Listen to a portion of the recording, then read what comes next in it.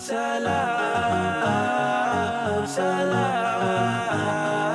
salam, salam. Ne dit-on pas que la peur est une réaction et le courage une décision? Au nom d'Allah, le tout miséricordieux, le très miséricordieux. Et dans le récit, il y a certes une leçon pour les gens doués d'intelligence, Surat Yusuf. Bienvenue dans Récits de foi et des femmes d'autrefois, un voyage au cœur des épopées que je vais vous conter. Je vous invite à prendre un moment pour accueillir cette capsule de trésors intemporels, pour découvrir qui sont-elles.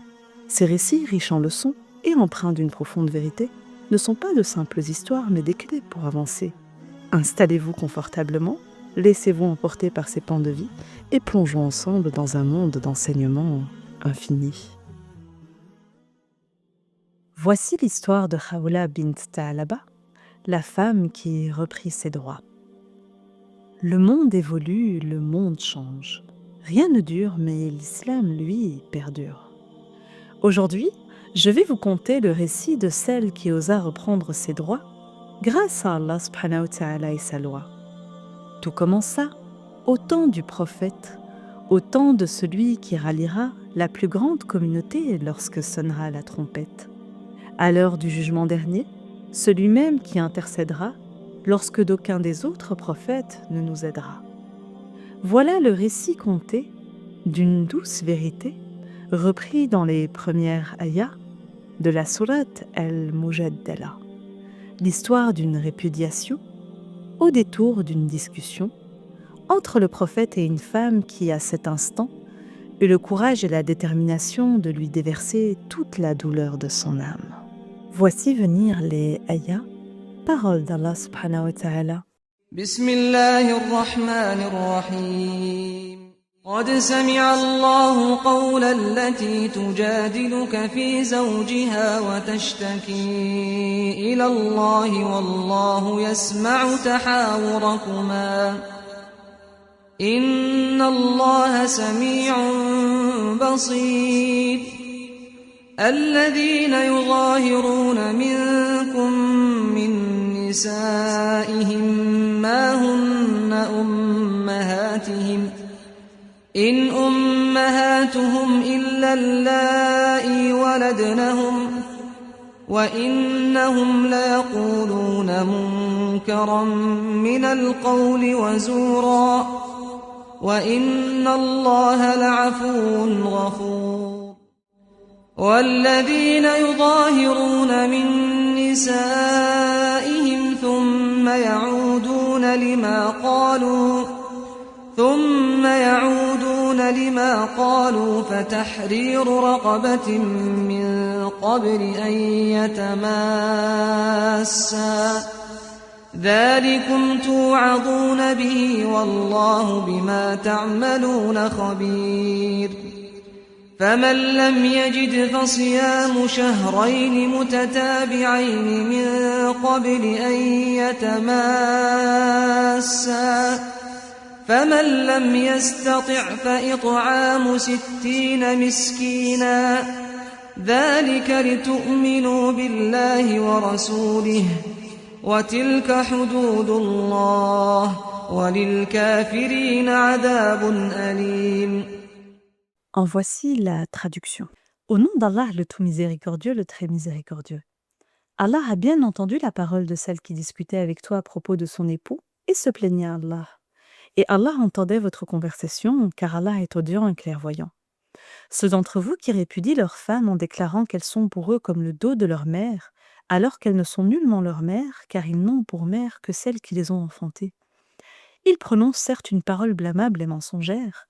Allah, cependant, est indulgent et pardonneur. Ceux qui comparent leurs femmes au dos de leur mère puis reviennent sur ce qu'ils ont dit, doivent affranchir un esclave avant d'avoir un contact avec leur femme. C'est ce dont on vous exhorte, et Allah est parfaitement connaisseur de ce que vous faites. Mais celui qui n'en trouve pas les moyens doit jeûner alors 2 mois consécutifs avant d'avoir aucun contact conjugal avec sa femme. Mais s'il ne peut le faire non plus, alors qu'il nourrisse 60 pauvres. Cela pour que vous croyiez en Allah et en son messager. Voilà les limites imposées par Allah et les mécréants auront un châtiment douloureux. Elle était l'épouse d'un vieil homme du nom de Aws ibn as-Samit, qui avait pour habitude de lui faire part de ses affaires. Or, un jour, n'aimant pas son attitude et sans crier gare, le voilà qui s'irrite, lui disant qu'elle est comme le dos de sa mère, avant qu'il ne la quitte. On dit d'elle qu'elle osa voir le prophète Muhammad, sallallahu alayhi wa sallam, le plus grand de tous les qawam, et avec humilité elle lui parla. Elle alla le rencontrer sans crainte lorsqu'elle le chargea de sa plainte. Elle commença son récit avec éloquence et le prophète Muhammad sallallahu alayhi wa sallam l'écouta avec bienveillance. « Mon mari m'a fait du tort, il a épuisé ma jeunesse. J'étais une très belle femme lorsqu'il m'a épousée alors que j'avais plusieurs prétendants. Mon ventre lui a donné des enfants. Je me suis occupée de ma maison, j'ai beaucoup donné. À présent que j'ai atteint un âge avancé et que je ne peux plus enfanter, il prononce le zirar contre moi. Maintenant, dans sa vieillesse, il me rejette avec des paroles pleines de cruauté. Si je laisse mes enfants avec lui, ils seront négligés, mais s'il reste avec moi, ils mourront de faim. » Mais que voulait dire ce mot pour que notre Seigneur y réponde afin d'en soigner les mots? Car grandes étaient les conséquences lorsqu'il était prononcé dans la bouche de celui qui pourtant n'y mettait pas une si grande importance, car souvent proféré quand la colère ou l'envie de blesser était à leur apogée. Fut un temps, durant ce qu'on appelle la période de la Jahiliya, lorsque certains ne furent plus satisfaits de leur moitié, il leur dit « Tu es pour moi comme le dos de ma mère », parole blâmable et mensongère. Pour les épouses, c'était une misère. Une fois prononcée, elle détruit tout sur son passage telle une dynamite lorsqu'elles furent dites. Malheureux, car il était courant que cette parole se dise fréquemment, c'était là leur comportement. La conséquence en était la séparation, sans que, par la suite, l'homme ne tienne à ses obligations. Elle restait sa femme, lui la plaçant dans l'ignorance, une image sans son, au sein de sa maison. Cela, à n'en point douter, ressemblait à de la désobéissance. Revenons à Khawla qui eut un comportement pieux en recherchant l'aide du messager de Dieu, car son histoire ne s'arrête pas là. Elle rapporte qu'une fois parti de la maison, il alla s'amuser avec ses amis et lorsqu'il fut rentré à l'abri, il essaya de se rapprocher d'elle par la force. Elle le savait, cet acte était une entorse. Elle jura par celui qui détient son âme qu'elle ne se laissera pas aller à lui avant qu'Allah et son messager ne lui disent oui. Elle attendait une réponse à cette injustice qui lui apporta tant de préjudice. Au départ, il resta silencieux, attendant certainement un commandement venant des cieux. Les émotions de Khawla furent à leur point le plus culminant, car sa demande n'avait jamais encore été traitée islamiquement. Le messager ne lui conseilla point l'endurance lorsqu'elle lui confia sa souffrance. Avant toute chose, il lui rappela de craindre Dieu. Et Khawla, dans un dernier élan, regarda le ciel à la recherche de l'omniscient.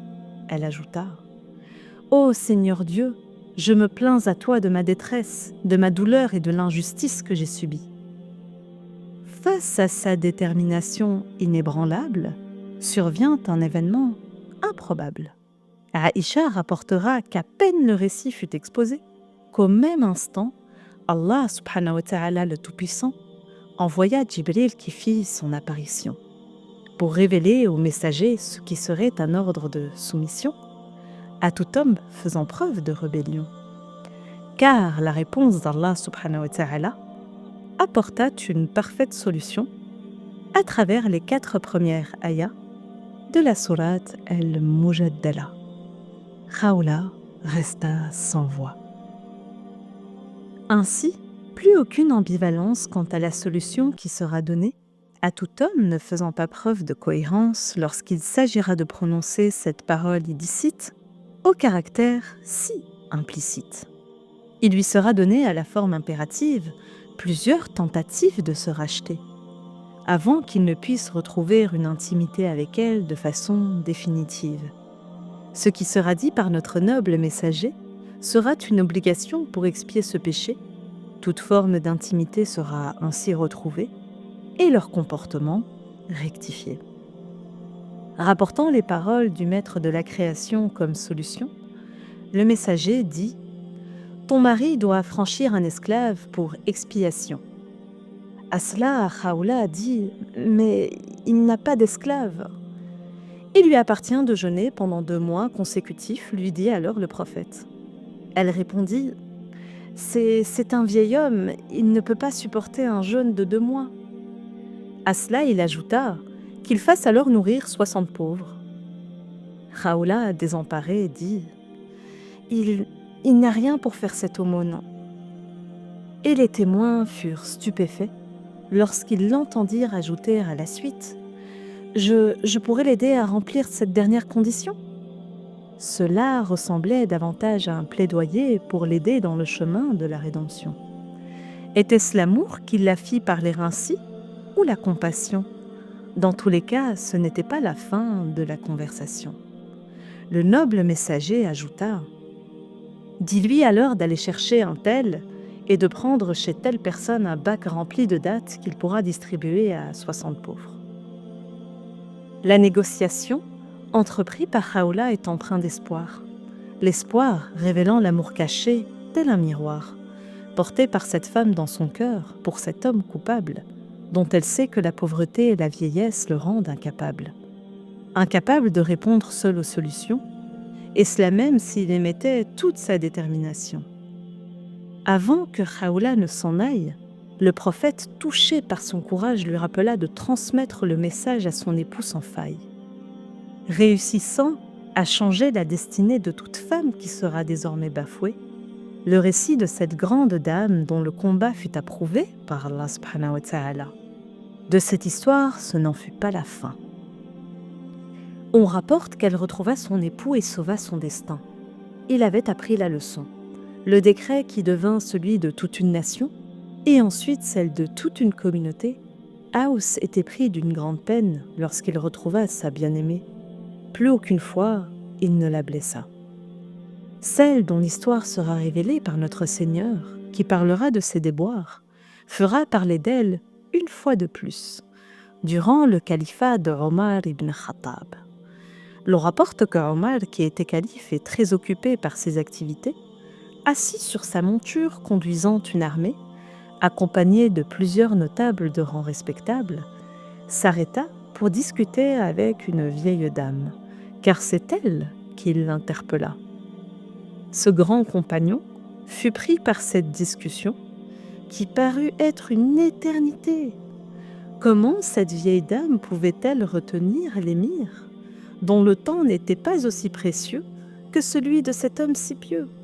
Pour les observateurs, cette scène paraissait prendre des heures. Une fois qu'Omar remonta sur sa selle, l'un d'eux se décida et lui dit « Ô émir des croyants, comment peux-tu cesser toute activité et laisser les gens en attente pour le simple plaisir d'écouter une vieille femme qui t'interpelle ?»« Sais-tu qui est-elle » répondit le calife. « C'est Khawla bint Tha'laba, celle qui fut entendue par Dieu et dont la réponse à sa plainte descendit des 7 cieux. Je jure par Dieu que je ne l'aurais quittée, quand bien même de toute la nuit elle m'aurait gardée. Je l'aurais écoutée jusqu'à ce qu'elle finisse de me parler. » C'est ainsi que s'achève ce récit, l'histoire d'une femme et de son mari, déterminés à l'époque pré-islamique où elles avaient pour habitude d'être réduites au silence et à qui l'on demandait de simplement faire preuve de patience. L'islam en apporta la clé. C'est ainsi que d'un conflit personnel en ressortit un décret divin éternel. Mais nous ne vous laissons pas ainsi. À ce récit, il y a une suite pour les plus courageux et les plus curieux. Laissons place à la seconde partie, celle des leçons à en tirer de ce récit. Assalamu alaikum wa rahmatullah. Bienvenue dans la seconde partie de Récits de foi des femmes d'autrefois. Si vous êtes arrivés jusqu'ici, eh bien, je vous en remercie. Nous allons à présent nous plonger dans le rappel de certaines leçons fondamentales à retenir sur ces récits à travers l'analyse faite par plusieurs grands imams. Dans ce podcast, nous avons pris la décision de toujours citer les sources provenant des savants, à une époque où la parole elle est largement donnée à tous et où il est devenu courant de partager des enseignements religieux sans en mentionner l'origine. Cette rigueur, chers auditeurs, elle est essentielle pour préserver l'authenticité et la fiabilité de notre discours. Alors, on a 4 leçons à en tirer de ce récit, ou du moins j'en ai sélectionné 4. Bien sûr, il y en a bien plus. Donc je vous invite à faire des recherches ou à vous plonger dans certains tafsirs pour apprendre beaucoup plus de leçons à en tirer de ces récits. Donc aujourd'hui, nous allons commencer par la première leçon, qui sera l'importance du recours à Allah dans l'épreuve. Dans la sourate Al-Mujaddala, le verset 1, Allah a bien entendu la parole de celles qui discutèrent avec toi au sujet de son mari et qui se plaignaient à Allah. Allah entend votre conversation. Certes, Allah est audient et clairvoyant. Dans le tafsir d'Ibn Kathir, il explique que Khawla s'est tournée vers le prophète Mohammed sallallahu alayhi wa sallam pour chercher justice, mais lorsqu'elle n'a pas trouvé de solution immédiate, elle s'est adressée directement à Allah subhanahu wa ta'ala. Cela, chers auditeurs, montre la puissance de l'invocation et la nécessité de placer sa confiance en lui dans les moments de détresse.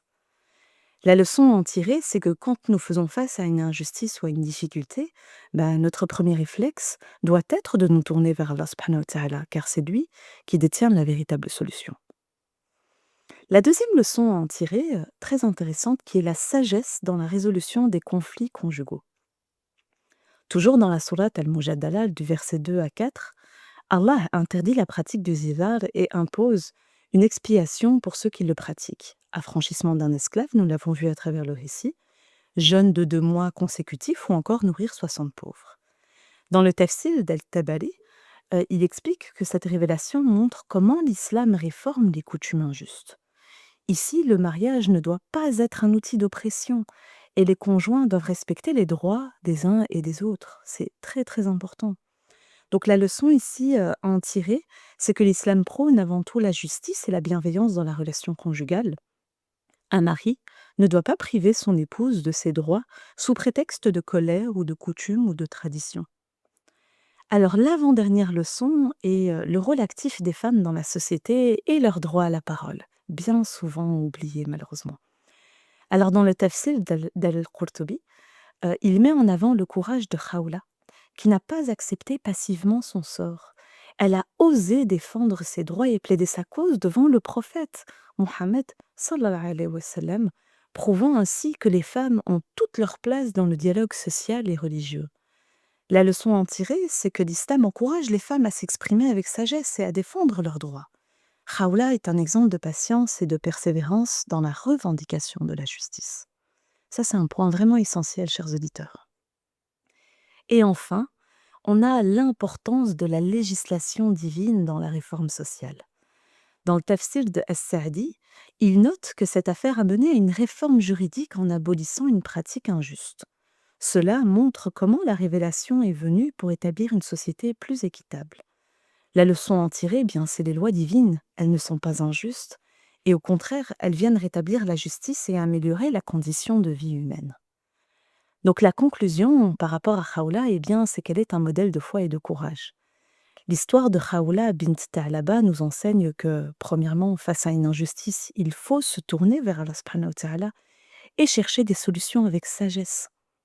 N'oubliez pas aussi de faire les causes, bien évidemment, en vous tournant vers des personnes de confiance, des professionnels qui sont là pour vous aider. Alors, on a aussi le fait que les femmes ont un rôle actif dans la défense de leurs droits.